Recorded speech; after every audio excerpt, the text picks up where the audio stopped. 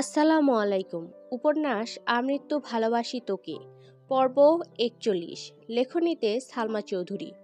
যে মেয়ে ঠিকমতো মেহেদি ধরতে পারে না, সে মেয়ে আজ এত কষ্ট করে মেহেদি দিয়ে আবিরের নাম লিখেছে।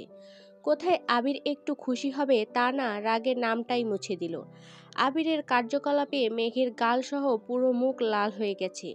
নিরুদ্যম ক্রোধে আবিরের চোখ জ্বলছে। মেঘ জড়বস্তুর ন্যায় স্তব্ধ হয়ে আছে, ওষ্ঠদ্বয় অবিরাম কাঁপছে। আবির ক্রোধান্বিত কণ্ঠে বলল, সবকিছুর একটা লিমিট থাকা দরকার। তুই কি ভাবছিস তুই যা ইচ্ছে করবি আর কেউ তোকে কিচ্ছু বলবে না? কোন সাহসে আমার নাম লিখেছিস? একদমে কথাগুলো বলে দাঁতে দাঁত চেপে ধরল। চোখ ফেটে যেন আগুন বের হচ্ছে। আবিরের অগ্নিদৃষ্টি দেখে মেঘের বুক ফুঁড়ে দীর্ঘশ্বাস বেরিয়ে আসলো। আবির ভাইয়ের এই রূপ আর কখনো দেখেনি সে। ভয়ে বুক কাঁপছে, অক্ষিপট ভিজে আসছে। হঠাৎ হাতে ব্যথা অনুভব হওয়ায় চিবুক নামিয়ে তাকালো হাতে। আবির মেঘের হাতটা এখনো শক্ত করে চেপে ধরে আছে। অতীব ব্যথা অনুভব হওয়া সত্ত্বেও মুখ ফুটে কিছু বলতে পারছে না। আবিরের অভিমুখে চেয়ে আছে। চোখ টলমল করছে, সাথে হৃদয়ে জমছে এক আকাশ সম অভিমান।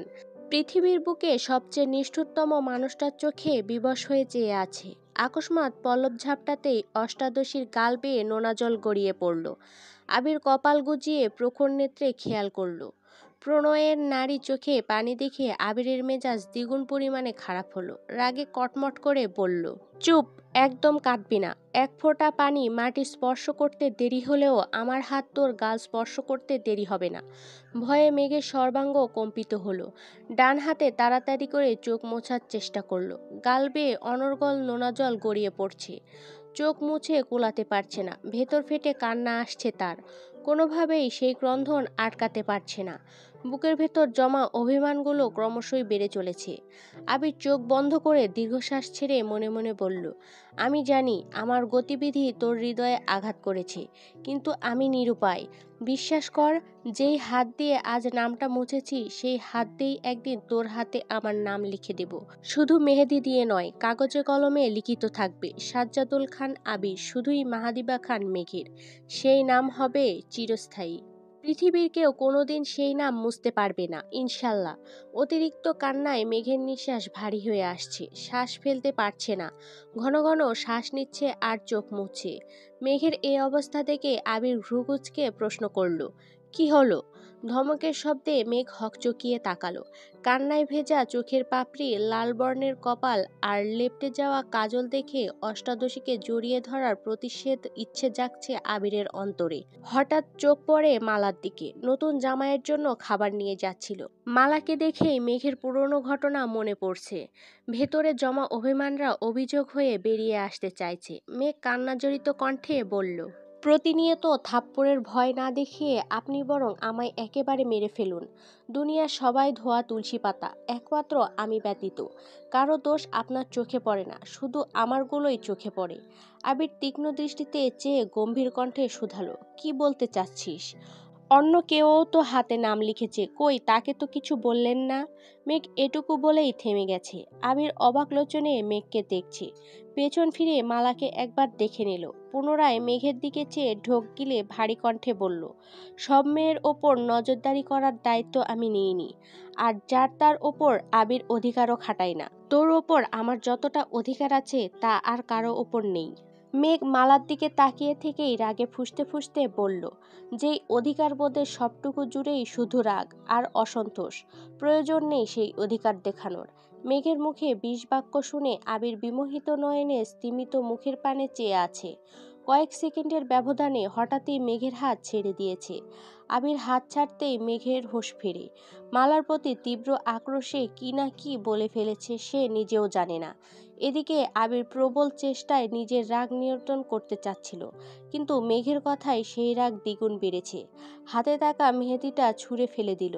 মেঘ আবিরকে দূর থেকে দেখেই তানভীর ভয়ে তটস্থ হয়ে যাচ্ছে। সঙ্গে সঙ্গে ওদের কাছে আসে। তানভীর কাছাকাছি এসে নরম স্বরে মেঘকে ডাকলো, বনু। মেঘ সিক্ত চোখে তাকাতেই তানভীরের বুক কেঁপে উঠল। প্রগাঢ় চোখে তাকালো আবিরের অভিমুখে। তানভীরের দৃষ্টিতে ব্যাকুলতা। বোন কেন কাঁদছে তা জানার জন্য ব্যাকুল হয়ে গেছে। আবির বাড়ি থেকেই বলে আসছিল মেঘ কাঁদলে মালার খবর আছে। তবে কি কোনো অঘটন ঘটতে যাচ্ছে? হয়েছেই বা কি? তানভীরের উপস্থিতিতে মেঘ ভীষণ অস্বস্তিতে পড়ে গেছে। আবির ভাইয়ের নাম লিখেছে, এটা তানভীর জানতে পারলে কি হবে সেটা ভেবেই ভয়ে চোখ নামিয়ে পাশ কাটিয়ে চলে যাচ্ছে। আবির আর চোখে চেয়ে মনে মনে বলল, প্রয়োজন নেই বললেই তো আমি তোকে ছেড়ে দিতে পারবো না। তুই যদি আমার রাগের কারণই না বুঝিস তবে আমার অর্ধাঙ্গিনী হবি কেমন করে? মেঘ একটু দূরে যেতেই তানভীর উদ্বিগ্ন কণ্ঠে শুধালো, বনু কাঁদছে কেন ভাইয়া? আবির কিছু বলতে পারছে না, কথা আটকে আসছে তার। বারবার ঢোক গিলে ভিতরের কষ্ট লুকানোর চেষ্টা করছে। যেই মেঘের জন্য আবির নিজের জীবন দিতে রাজি, সেই মেঘ আজ এত বড় কথা বলেছে। আবিরের অস্বাভাবিক অবস্থা দেখে তানভীর আবিরের বাহুতে ধরে ডাকলো, ভাইয়া কি হইছে?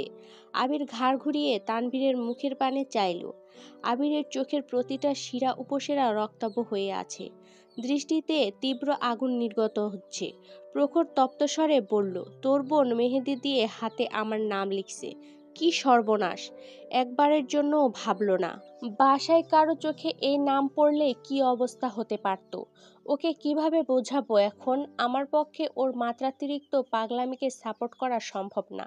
আমার মনের অবস্থা বলতে পারছি না, কারণ এই বয়সে ওকে পারিবারিক ঝামেলায় কোনোভাবেই জড়াতে চাই না আমি। তানভীর আবিরের কথাগুলো শুনে ঠান্ডা কণ্ঠে বলল, তুমি মাথা ঠান্ডা রাখো প্লিজ ভাইয়া। তোর বোনের জন্য কি পরিমাণ পীড়া আমি সহ্য করতেছি এর একাংশ যদি তোর বোন বুঝতো। কথাগুলো বলেই আবির দীর্ঘ নিঃশ্বাস ছাড়ল। মেঘকে জেরে বুঝে কখনো কষ্ট দিতে চায় না আবির, কিন্তু মাঝে মধ্যে বাধ্য হয়ে নিজের অনিচ্ছা সত্ত্বেও মেঘকে শাসন করতে হয়। মিম বা আদিও যদি মেঘের হাতে আবিরের নাম দেখে সেই কথা আদির মা, মেঘের মা বা আদির মায়ের কান পর্যন্ত যেতে বেশি সময় লাগবে না। মা কাকি জানা মানেই বাবাদের কানে পৌঁছাবে। বাসার মানুষ কিছু টের পেলে কি হবে এটাই ভেবেই নিজের মনের বিরুদ্ধে গিয়ে প্রেয়সীর হাতে জলজল করা নিজের নামটা মুছে যতটা কষ্ট মেঘকে দিয়েছে, তার থেকে কয়েক গুণ বেশি কষ্ট আবির পাচ্ছে। তানভীর কিছু বলতে চাচ্ছিল, হঠাৎই আলী আহমেদ খান কিছুটা দূর থেকে ডাকলেন, আবির, কোনো সমস্যা? আলী আহমেদ খানের ডাকে আবির আর তানভীর দুজনেই আটকে উঠেছে। আবির নিজেকে সামলে আস্তে করে গলা ঝেড়ে ধীর কণ্ঠে বলল, কিছু হয়নি আব্বু। আবিরের রক্তিম আখি যুগল এখনো অপরিবর্তিত, চোখে মুখে লেপ্টে আছে তীব্র আক্রোশ। এ অবস্থায় আব্বুর মুখোমুখি হওয়া কোনোভাবেই সম্ভব না। এজন্য কয়েক কদম এগিয়ে চোখ মুখে পানি ছিটিয়ে স্বাভাবিক হওয়ার চেষ্টা করল। আলী আহমেদ খান তানভীরের কাছাকাছি এসে শুধালেন, কি হয়েছে আবিরের? তানভীর সোজাসাপটা উত্তর দিল, তেমন কিছু না বড় আব্বু, শরীরটা বোধহয় একটু খারাপ লাগছে। আলী আহমেদ খান আবিরকে এক পলক দেখে একটু উঁচু গলায় বললেন, প্রথমবারের মতো মেহমানদারি করছে, খারাপ লাগাটাই তো স্বাভাবিক। আবির হাত দিয়ে মুখ মুছতে মুছতে চলে যেতে নিলে আলী আহমেদ খান পুনরায় বললেন, কোথায় যাচ্ছ? খাওয়ানো শেষ হয়নি। আবিরের আব্বু স্বাভাবিক কণ্ঠে বললেন, খাবারের ওইখানে আর যেতে হবে না। তোমরা দুই ভাই বরং দেখে আসো নতুন জামাইয়ের ঠিকঠাক মতো আপ্যায়ন করা হচ্ছে কিনা। আচ্ছা, বলে বাধ্য ছেলের মতো আবির স্থান ত্যাগ করলো। তানভীরও আবিরকে অনুসরণ করলো। চোখে মুখে পানি দিয়েও রাগ কন্ট্রোল করতে ব্যর্থ হলো। যেতে যেতে দুই ভাইয়ের মধ্যে আরও কিছুক্ষণ বাকবিতণ্ডা চলল। কি হচ্ছে আর কি হতে যাচ্ছে সেসব ভেবেই তানভীর ঘাবড়ে যাচ্ছে। তারপরও ভাইকে বোঝানোর ব্যর্থ চেষ্টা করলো। আবিরের ক্রোধের কাছে সবই বৃথা। স্টেজের কাছে যেতেই চোখ পড়ল মালার দিকে, সাথে 3-4 জন কাজিন। মেঘের বলা কথাটা মনে পড়ে গেল, অন্য কেউ তো হাতে নাম লিখেছে, কই তাকে তো কিছু বললেন না। আবির সূক্ষ্ম নেত্রে মালার হাতটা খেয়াল করছে। হঠাৎই চোখে পড়ে বড় করে লেখা এ অক্ষরটা। মেঘ যতটা জায়গা নিয়ে আবির নাম লিখেছে প্রায় ততটুকু জায়গা নিয়েই মালা অক্ষরটা লিখেছে। মালা আবিরকে দেখে লাজুক হাসল। এতে আবিরের মেজাজ আরও বেশি খারাপ হলো। আবিরের দৃষ্টিতে তিক্ততা। কোনো দিকে না তাকিয়ে চলে গেল। মেহমান খাওয়ানো প্রায় শেষ দিকে। সাকিবের রুম থেকে বেরিয়ে উঠানের মাঝখানে থেকে আবির উচ্চস্বরে ডাকলো, সাকিব। আবিরের রাগী কণ্ঠ শুনে সাকিবের সঙ্গে সঙ্গে 3 মামাও অবাক চোখে তাকালেন। ছোট মামা সাকিবকে উদ্দেশ্য করে বললেন, কি হয়েছে দেখ তো গিয়ে। আচ্ছা। সাকিব হাত দুটা কোনো মতে ধুয়ে ছুটে আসলো। আবির পাঞ্জাবি হাতা ভাঁজ করতে করতে রাগান্বিত কণ্ঠে বলল, মালাকে নিয়ে বাড়ির পেছনে আয়। সাকিব আশপাশ তাকালো। তানভীরের চিন্তিত মুখ বিবর আর আবিরের রাগান্বিত কণ্ঠ শুনে বুঝতেই পারছে কিছু একটা হয়েছে। সাকিব মোলায়েম কণ্ঠে প্রশ্ন করল, এখনই? আবির নিস্তব্ধ কণ্ঠে বলল, রাইট নাও। ওকে ভাইয়া। মেঘ রুমে আসার পর থেকে কেঁদেই যাচ্ছে। মালার উস্কানিতেই মেঘ এমন কাণ্ড করেছে।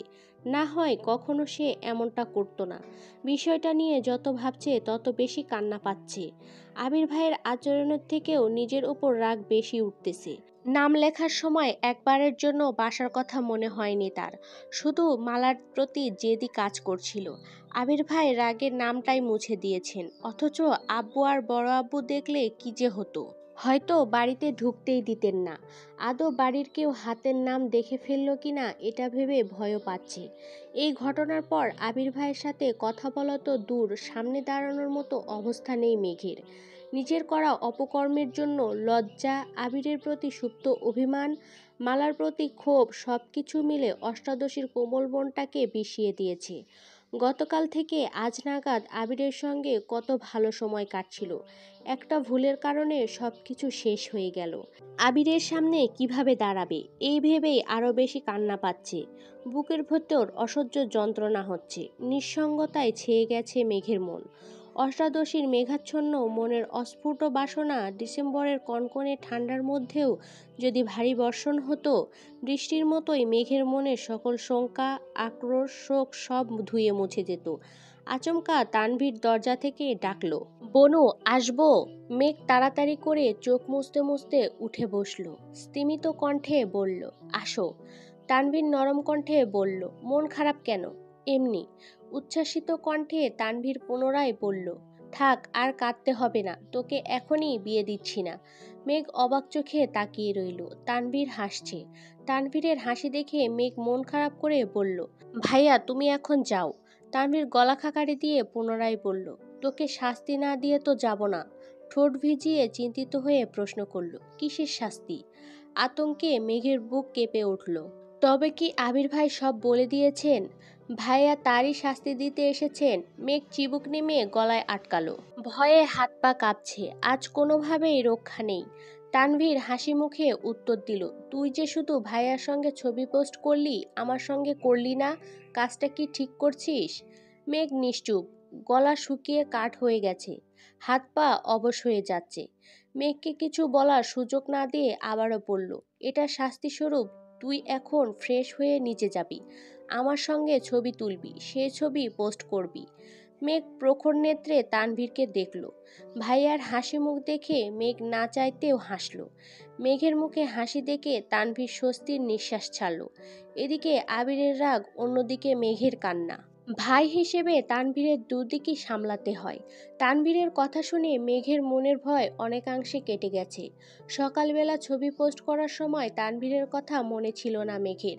কোনো কিছু না ভেবেই আবিরের সাথে ছবি পোস্ট করেছিল। সারাদিনে আর মোবাইল ধরা হয়নি। মেঘ নিচে নামতেই মেম আর আদি দুজনেই ছবি তোলার জন্য ছুটে আসছে। তানভীর আগেই ওদেরকে বলে গেছিল। তানভীরের সঙ্গে ছবি তোলার পরপর তানভীর নিজেই সেখান থেকে একটা ছবি মেঘের ফেসবুক আইডিতে পোস্ট করেছে। তারপর মিম আদির সঙ্গে নবদম্পতির সঙ্গে ছবি তুলেছে।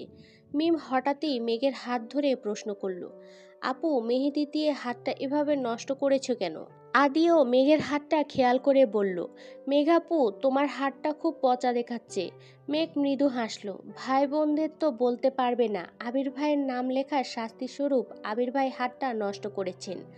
মাইশা সবার দিকে এক পলক তাকিয়ে তানভীরকে প্রশ্ন করল, আবির কোথায়? ভাইয়া ফ্রেশ হতে গেছিল, আসতেছে। ও আচ্ছা। আবির ভাই আসতেছে শুনেই মেঘের বক্ষস্থলে কম্পন শুরু হয়ে গেছে। পা কাঁপছে। আবির ভাইয়ার মুখোমুখি হবার জন্য অষ্টাদশীর বিন্দুমাত্র সাহস বেঁচে নেই। চলে যাওয়ার জন্য দু পা বাড়াতেই আবির উপস্থিত হলো। পাঞ্জাবি পাল্টে খয়েরি রঙের শার্ট, সাথে কালো প্যান্ট ইন করে পরেছে। ভেজা চুলগুলো হাত দিয়েই সেট করেছে। সাথে বডি স্প্রের ঝাঝালো গন্ধ অষ্টাদশীর হৃদয় কেড়ে নিচ্ছে। যতই রাগ, অভিমান আর মনোমালিন্য থাকুক না কেন, প্রিয়জনের উপস্থিতিই যেন সব সমস্যার একমাত্র সমাধান। সব ভুলে মেঘ ব্যগ্রভাবে আবিরকে দেখছে। হৃদয়ে ঝড় চলছে।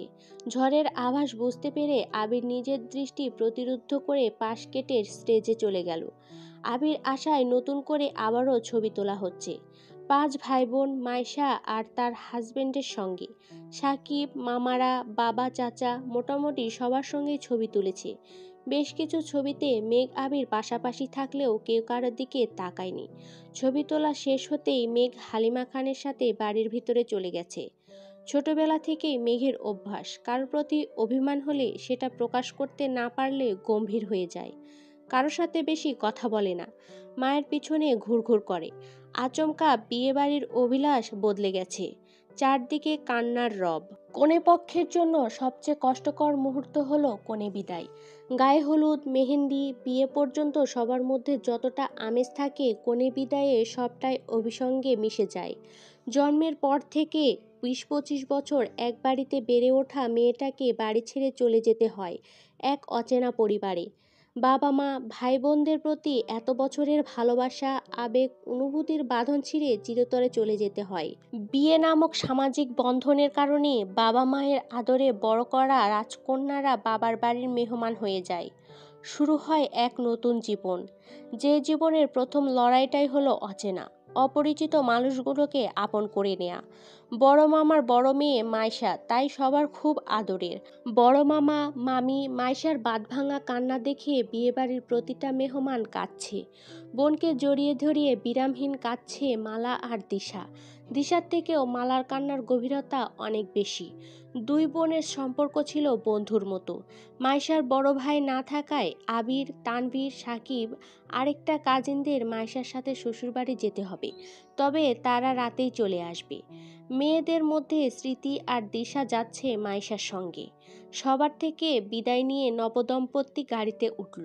ফুল দিয়ে সজ্জিত এক সাদা রঙের প্রাইভেট কার ধীর গতিতে যাত্রা শুরু করেছে। গাড়ি চলেছে ধীর গতিতে। মাইশা কেঁদেই যাচ্ছে। এক পাশে দিশা, অপর পাশে মাইশার হাজবেন্ড। বাড়িতে আত্মীয় স্বজনদের কান্নার শব্দ। মাইশার বিদায়ের পর আত্মীয়দের ভিড় ঠেলে সেই যে মালা রুমে ঢুকেছে, রুম থেকে আর বের হয়নি। মেঘ বিকেল থেকেই মায়ের সঙ্গে সঙ্গে ঘুরছে। মাইশা আপুর কান্না দেখে নিজের অজান্তেই মেঘের চোখ বেয়ে অনর্গল জল পড়ছিল। মায়ের আঁচল দিয়ে চোখ মুছতে মুছতে আঁচল ভিজিয়ে ফেলেছে। আজ এত কাছ থেকে কনে বিদায় দেখে মেঘের নিজের প্রতি প্রচণ্ড ভয় কাজ করছে। সে যে এত সামান্য কারণে কেঁদে একাকার অবস্থা করে, বিয়েতে কি অবস্থা হবে।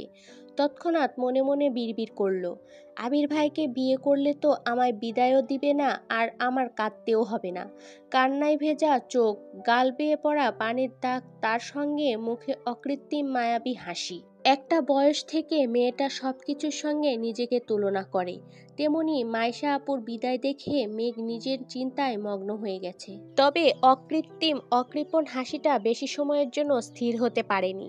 আবির ভাইয়ের লেপ্টে দেওয়া মেহেদির দিকে নজর পড়তেই মনটা খারাপ হয়ে গেল। আনমনে বিড়বিড় করে বলল, আবির ভাইয়ের অনুভূতির রাজ্য জুড়ে কোনো মহীয়সীর বসবাস। আমার হাত থেকে নাম মোছার কারণ কি শুধুই পরিবার, নাকি অন্য কোনো রমণী? সন্ধ্যার বেশ খানিকটা পর বিয়েবাড়ির পরিবেশ কিছুটা স্বাভাবিক হয়েছে। আবিরের মামারা, আবিরের বাবা, চাচ্চু, মাইশার মামা, খালু সবাই একসঙ্গে আড্ডা দিতে বসেছেন। যার যার ব্যবসা, চাকরি, সন্তান নিয়ে কথা বলতে বলতে আবিরের বিয়ে নিয়ে কথা উঠেছে। আলী আহমেদ খানকে প্রশ্ন করায় তিনি স্বাভাবিকভাবেই উত্তর দিয়েছেন, ছেলে রাজি থাকলে আগামী বছরই ছেলেকে বিয়ে করাবো। মিম, মেঘ, আদি মাইশার কাজেরদের সঙ্গে কিছুক্ষণ গল্প করেছে। মালা আপুকেও ডেকেছে, কিন্তু মালা দরজায় খুলেনি। সবার ডাকাডাকিতে অনেকক্ষণ পর মালা রুম থেকে বেরিয়ে আসছে। মিমরা তখন রাতের খাবার খাচ্ছিল। কাঁদতে কাঁদতে মালার চোখ মুখ ফুলে গেছে। সারাদিন খায়নি, তাই জোর করেই খেতে বসানো হয়েছে। মালার প্রতি মেঘের বিতৃষ্ণা আর ক্ষোভ থাকলেও বোনের প্রতি বোনের ভালোবাসা দেখে মেঘের বড্ড মায়া হচ্ছে।